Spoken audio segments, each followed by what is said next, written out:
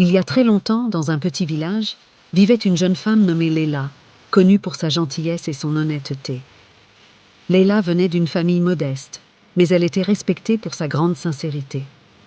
Un jour, elle rencontra un vieux marchand qui venait vendre des objets rares. Celui-ci était fatigué et affamé après son long voyage. Alors Leila l'invita chez elle et partagea avec lui le peu qu'elle possédait. Touché par sa générosité, le marchand décida de lui offrir en cadeau un magnifique pendentif, disant « Gardez ce pendentif, il est précieux. Et si un jour vous avez besoin d'aide, venez me voir à la capitale. Vous n'aurez qu'à me montrer ce bijou, et je vous aiderai. » Leila accepta le cadeau avec reconnaissance, sans jamais penser qu'elle en aurait vraiment besoin.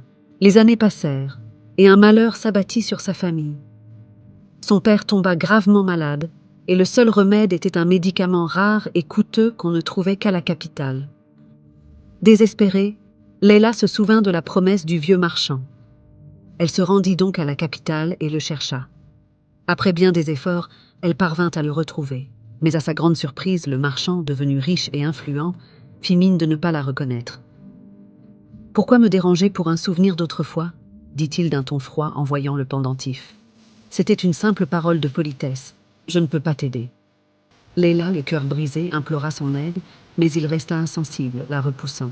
Désespérée, Leila retourna chez elle les mains vides.